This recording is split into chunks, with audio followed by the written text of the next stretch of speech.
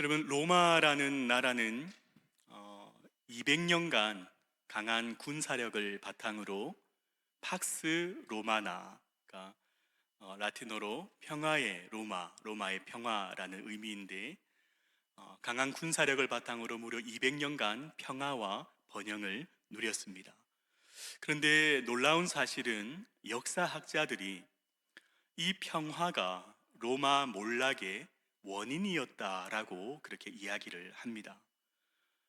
로마 시민들이 오랜 시간 평화와 번영을 맛보니 더 이상 누구도 군인이 되려 하지 않았습니다. 위험하고 힘든 군인이 되려 하지 않았습니다. 그러니까 게르만 민족을 용병으로 사서, 그런데 나중에 그 게르만 용병들이 이제 충성스럽지 못하니까 문제가 되었죠. 그리고 무엇보다 로마 군인들이 전쟁이 없으니까 이제 이런 무거운 갑옷을 입기 싫다, 그 갑옷을 벗어버리겠다라는 것이 로마 멸망의 전조였다라고 역사학자들은 이야기를 합니다.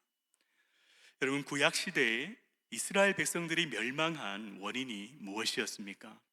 이스라엘 백성들이 하나님을 떠나서 범죄하고 우상 숭배하고 있었음에도 불구하고 거짓 선지자들이 평안하다, 평안하다, 괜찮다, 아무 일 없다, 거짓 평화를 외쳤지 않습니까?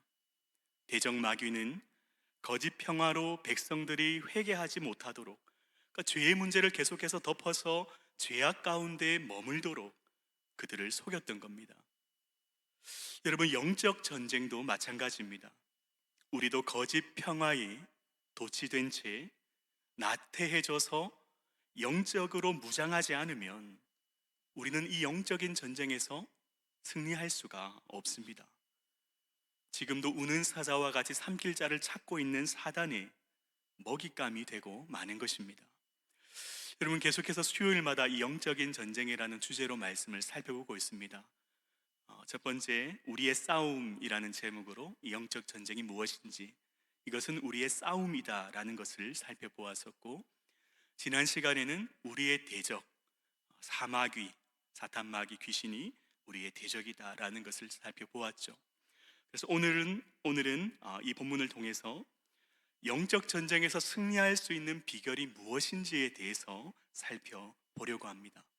첫 번째로 살펴볼 것은 이 영적인 전쟁에서 승리하기 위해서는 예수 그리스도로 옷을 입어야 한다라는 것입니다. 여러분, 싸움에서 이기려면 어떻게 하면 됩니까? 너무 어려운 질문입니까? 그럼 쉽게, 누가 싸움에서 이깁니까? 센 사람이 이기죠. 네. 싸움에서 이기려면 강하면 이깁니다. 전쟁도 마찬가지죠. 영적 전쟁도 강하면 이깁니다. 그래서 바울은 에베소서 6장 10절 말씀에 이렇게 말씀을 합니다. 끝으로 너희가 주 안에서와 그의 힘의 능력으로 강건하여져라. 그런데 여러분, 이 말씀은 우리가 아무리 강해도 대적 마귀에게 이길 수 없다는 사실을 가르쳐 주는 말씀이죠. 그래서 우리의 힘과 능력이 아니라 주 안에서와 그의 힘의 능력으로 강해져야만 이 영적인 전쟁에서 이길 수 있다라고 가르쳐 주는 말씀입니다. 그렇다면 주 안에서와 그의 힘의 능력으로 강해지는 것이 과연 무엇인가? 오늘 본문의 문맥에서 바울은 하나님의 전신갑주를 입으라 11절에, 그리고 13절에는 하나님의 전신갑주를 취하라, 하나님의 전신갑주를 입고 취하라 두 번이나 반복해서 강조를 하고 있습니다. 그러니까 이 말씀도 마찬가지죠. 우리 사람으로부터 나오는 어떤 지식과 경험과 능력, 다른 어떤 것으로도 이 영적인 전쟁에서 승리할 수 없고, 오직 하나님의 전신갑주를 입을 때만, 하나님이 주시는 전신갑주를 취할 때만 영적 전쟁에서 승리할 수 있음을 우리에게 가르쳐주는 말씀입니다. 여러분, 하나님께서 오늘 이 본문에서 전신갑주에 대해서 바울에게 계시를 해주셨을 때, 아마 그 당시 바울이 알고 있었던, 바울이 보아왔던 로마 군인이 입었던 그런 갑옷의 이미지를 통해서 이 말씀을 계시해 주지 않으셨겠습니까? 사진에 보면 이제 이 로마 군인의 어떤 이미지를 이렇게 보여주고 있는데요. 하나님의 전신갑주는 총 6가지로 구성이 되어 있습니다. 순서대로 보면 진리의 허리띠, 의의 흉배, 그리고 평안의 복음의 신, 믿음의 방패, 그리고 구원의 투구, 마지막으로 성령의 검, 이 6가지로 구성이 되어 있습니다. 그런데 이 6가지 전신갑주를 자세히 살펴보면 무엇을 발견할 수 있느냐 하면요, 이 6가지 전신갑주가 예수님의 본성과 사역과 긴밀한 연관이 있다는 것을 발견하게 됩니다. 여러분, 화면에 보시면 이 6가지 전신갑주가 나오는데요, 제가 질문을 할 테니까 여러분 답을 한번 해 보시기 바랍니다. 첫 번째, 진리의 허리띠. 여러분, 누가 진리이십니까? 예수 그리스도. 두 번째, 의의 호심경. 여러분, 무엇이 우리의 의입니까? 예수 그리스도. 세 번째, 평안의 복음의 신. 무엇이 복음입니까? 예수님, 예수님의 십자가와 부활이 복음이지 않습니까? 네 번째, 믿음의 방패. 무엇이 우리의 믿음의 근거와 내용이 됩니까? 예수님. 다섯 번째, 구원의 투구. 우리의 구원의 근거가 되시는 분은 누구이십니까? 예수 그리스도. 마지막으로 성령의 검, 하나님의 말씀. 말씀이 육신되어 우리 가운데 거하시는 분이 누구이십니까? 예수 그리스도. 사랑하는 성도님 여러분, 예수 그리스도 그분이 바로 하나님의 전신 갑주이신 겁니다. 예수님께서 이 땅에 오셔서 우리를 위해 이루신 모든 일들과 행하신 역사들, 예수 그리스도 안에서 하나님께서 베풀어 주신 하나님의 은혜들, 주어 주신 약속들, 그 모든 것들이 하나님의 전신갑주로 비유하고 있습니다. 결국 하나님의 전신갑주를 입으라 취하라라는 것은 주 예수 그리스도로 옷 입는 것과 같은 것입니다. 그래서 로마서 13장 14절 말씀에는 이렇게 말씀을 하고 있죠. 같이 읽어볼까요? 오직 주 예수 그리스도로 옷 입고 정욕을 위하여 육신의 일을 도모하지 말라. 아멘. 여러분, 우리는 흔히 내 힘과 의지만으로 죄와 싸워 이기려 하지 않습니까? 그 결과는 안 봐도 뻔합니다. 왜 그렇습니까? 내 힘과 의지로 죄와 싸우려고 하면 실패하고 넘어지고 좌절해서 패배감, 무기력감에 사로잡힐 수밖에 없습니다. 왜 그렇습니까? 주님의 능력이 아니라 내 힘으로 이기려고 하기 때문에 질 수밖에 없는 겁니다. 그러니까 질 수밖에 없는 싸움을 하고 있는 겁니다. 사랑하는 성도님 여러분, 우리의 지식이나 경험, 우리의 힘과 능력으로는 이 영적인 전쟁에서 절대 승리할 수 없다는 사실을 우리는 기억해야 합니다. 우리가 하나님의 전신갑주를 입을 때, 즉 예수 그리스도로 옷 입을 때, 곧 그분의 진리와 의와 복음과 믿음과 구원과 말씀으로 무장할 때 반드시 이 영적 전쟁에서 승리할 수 있음을 믿으시기를 바랍니다. 그래서 우리는 날마다 예수 그리스도로 옷 입으시고 내 힘이 아니라 주님이 주시는 힘과 능력으로 무장하여서 우리의 대적 사단 마귀 귀신과 싸워 이기고 이 영적 전쟁에서 매 순간 승리를 경험하시는 우리 성도님들 되시기를 주님의 이름으로 축원합니다. 두 번째로 살펴볼 내용은 이 영적인 전쟁에서 승리하기 위해서는 진리의 허리띠로 무장해야 한다라는 것입니다. 에베소서 6장 14절 말씀에 보면 이렇게 기록을 하고 있습니다.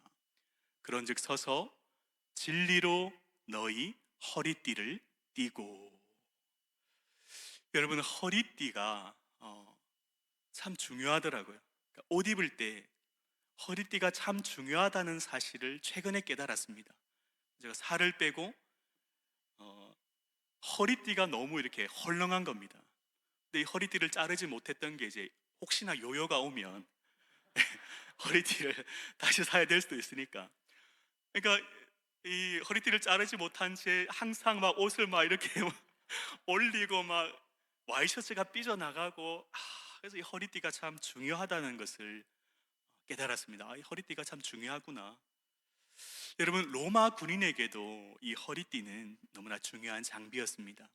사진에 보시면 로마 군인의 이 허리띠가 이렇게 나오는데요. 그러니까 입고 있는 옷이 전체적으로는 안 보이는데, 왜 로마 군인들은 이 튜닉이라는 굉장히 긴 치마 같은 옷을 이렇게 입지 않습니까? 그러니까 평소에는 흘러내려서 헐렁한 그런 옷을 입고 다녔습니다. 그런데 싸울 때는 이제 이 긴 옷이 거치적거리기 때문에 이 튜닉을 걷어 올려서 허리띠로 단단히 묶어야만 이제 자유롭게 움직일 수 있고 싸울 수 있었습니다.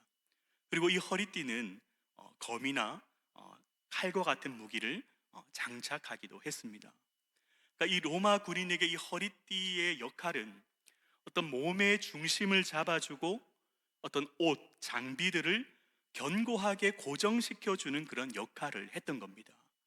그러니까 이렇게 허리띠를 착용해야 어떤 상황이 와도 대처할 수 있고 행동할 수 있기 때문에 비로소 전쟁 준비할 준비가 되는 겁니다. 여러분, 그렇다면 진리의 허리띠를 착용한다라는 것은 무엇일까요? 진리의 허리띠를 착용한다는 것은 진리가 우리의 삶의 중심이 되는 것을 의미합니다. 그리고 다른 전신 갑주들이 제자리를 지킬 수 있도록 진리가 중심을 잡아주고 모든 것을 진리 안에 행하는 것을 의미하는 것입니다.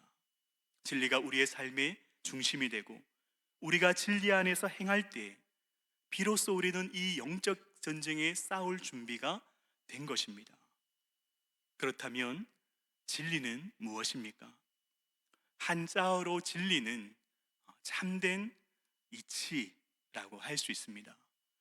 그런데 이 진리는 만고불변이라는 말을 우리가 쓰지 않습니까? 그러니까 진리는 쉽게 얘기하면 변하지 않는 것이 진리입니다.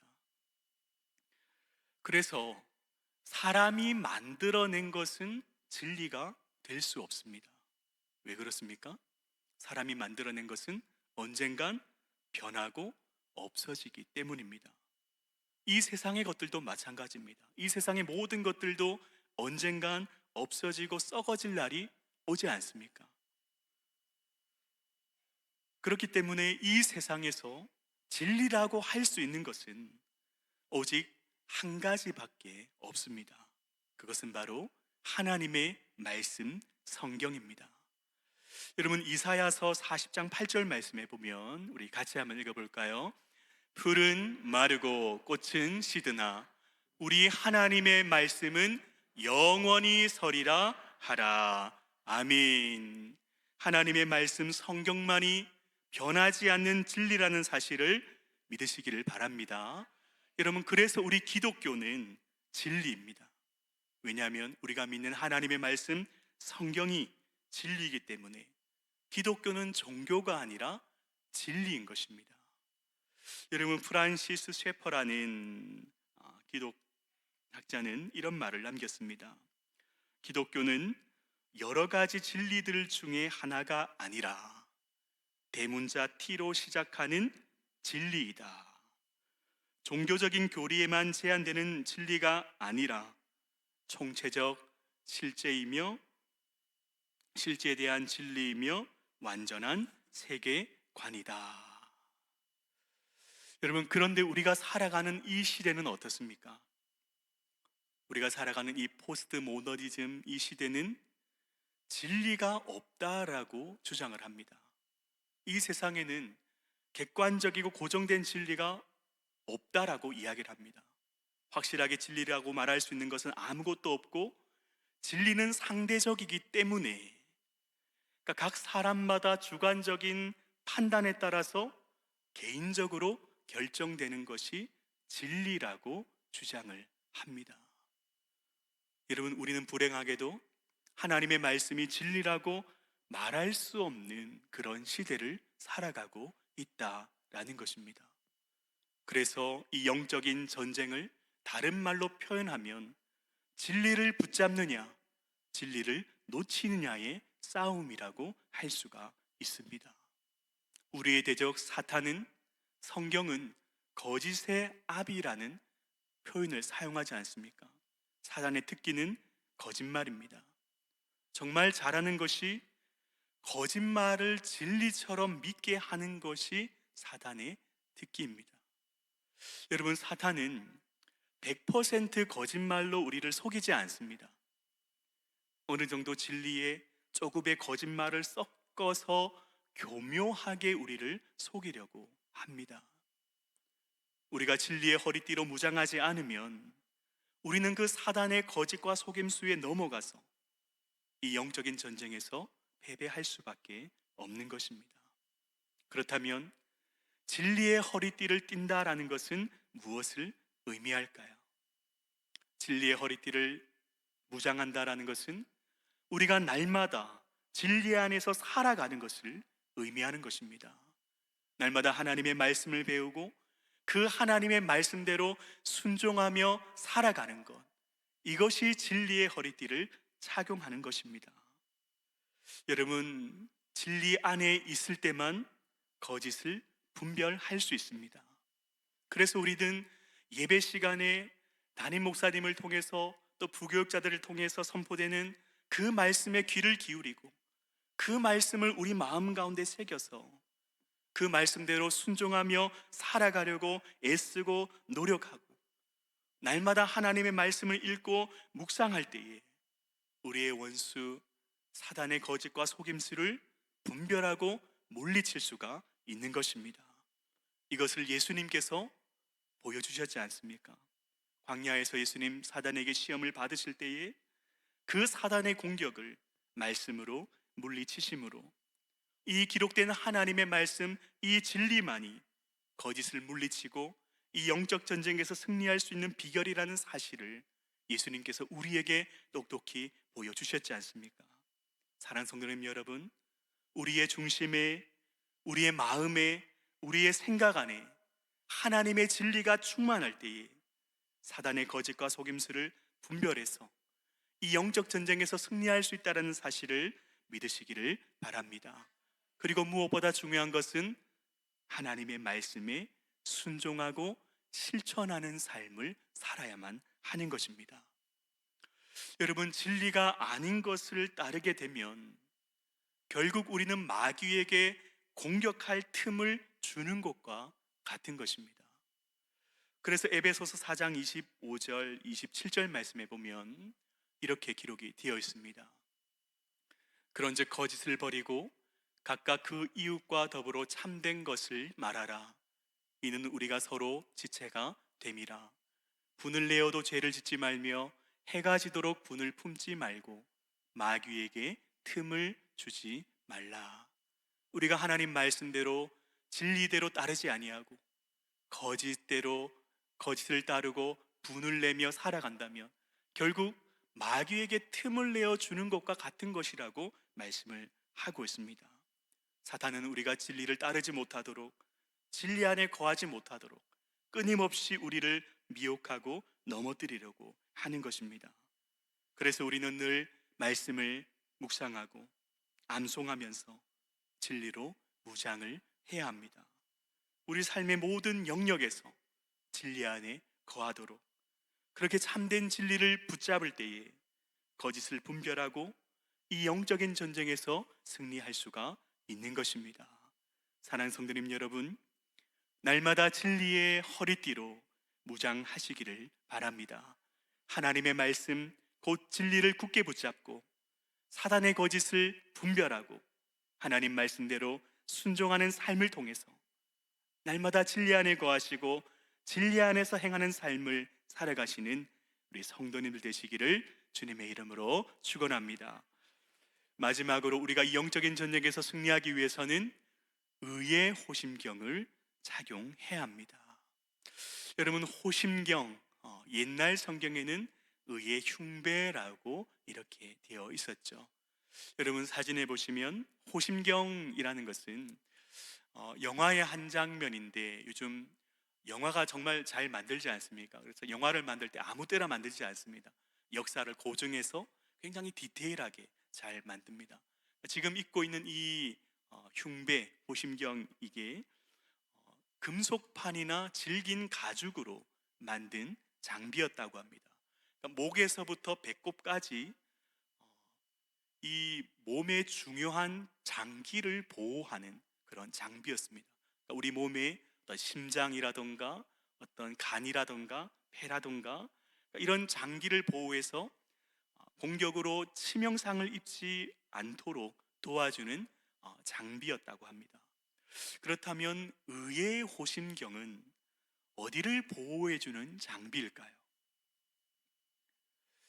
마귀가 자주 공격하는 부위, 마귀의 한 번의 공격으로 우리에게 치명상을 입힐 수 있는 마음을 보호해주는 장비가 바로 의의 호심경입니다.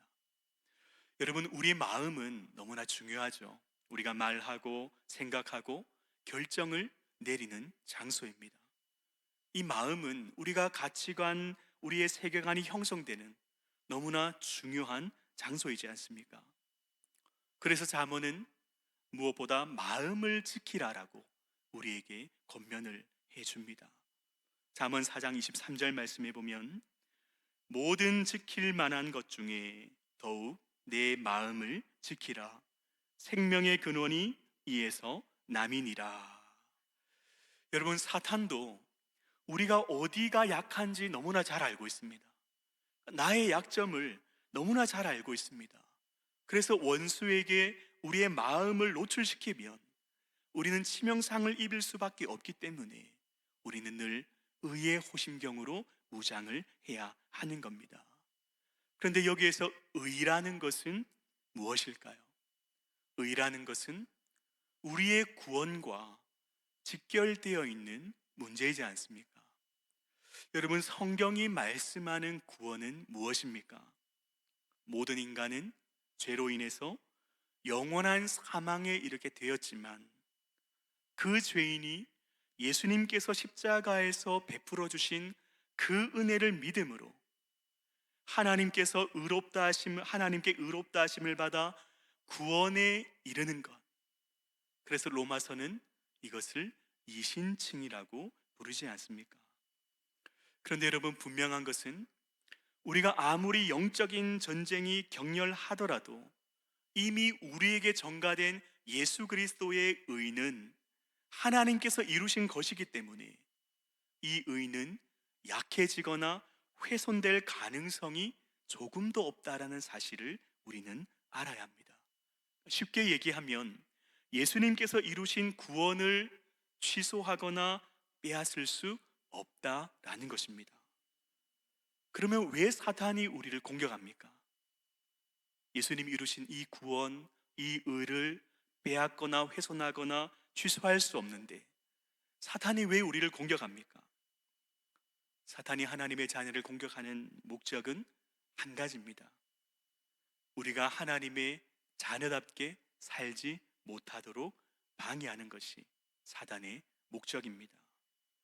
여러분, 사단이 어떻게 우리를 방해합니까?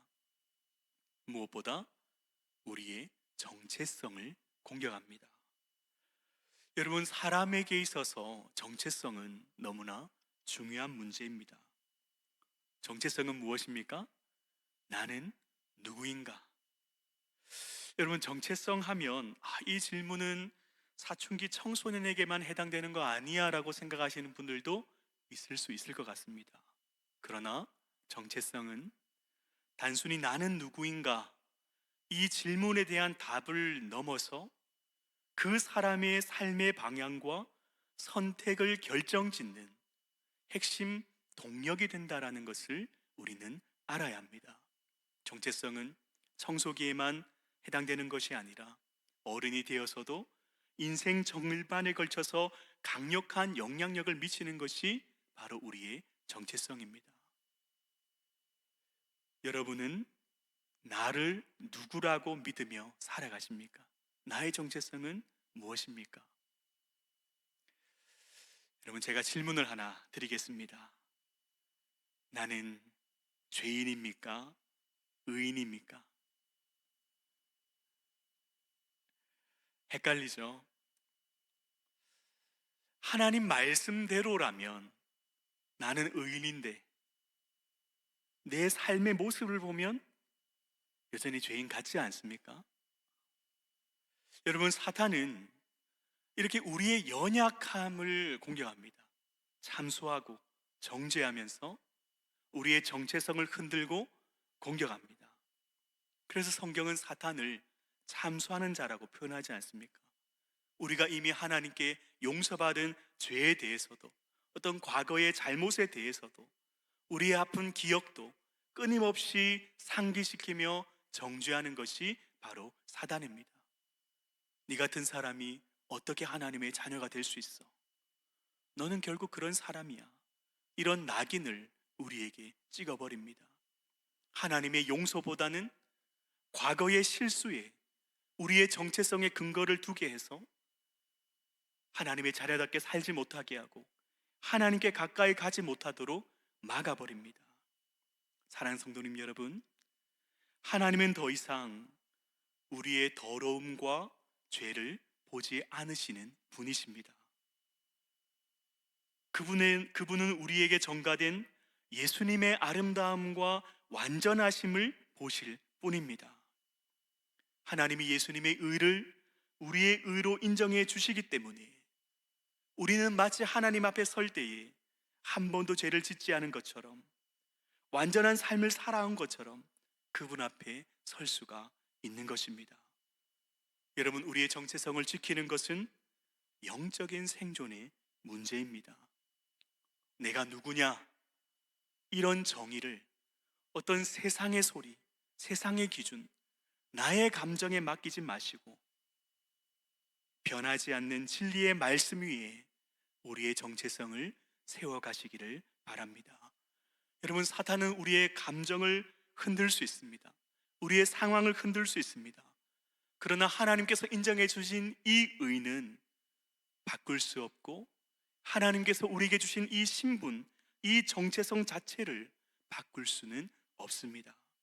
사랑하는 성도님 여러분, 날마다 의의 호심경으로 무장하시기를 소망합니다. 예수님께서 십자가에서 이루신 그 완전하신 의를 날마다 묵상할 수 있기를 소망합니다.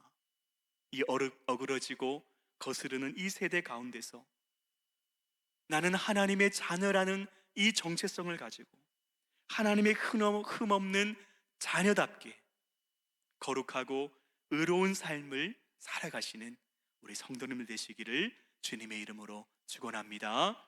말씀을 맺겠습니다. 하나님의 전신갑주는 곧 예수 그리스도이십니다. 우리는 날마다 예수 그리스도로 옷 입고 주님 주시는 그 힘과 능력으로 무장할 때에 비로소 이 영적인 전쟁에서 승리할 수가 있습니다. 날마다 진리를 굳게 붙잡고 거짓을 분별하면서 진리 안에 거하시고 말씀에 순종하는 삶을 살아가시기를 소망합니다. 예수님께서 이루신 그 완전하신 의를 날마다 묵상하시면서 거룩하고 의로운 삶을 살아가시는, 날마다 이 영적인 전쟁에서 승리를 경험하시는 우리 성도님을 되시기를 주님의 이름으로 축원합니다. 아멘.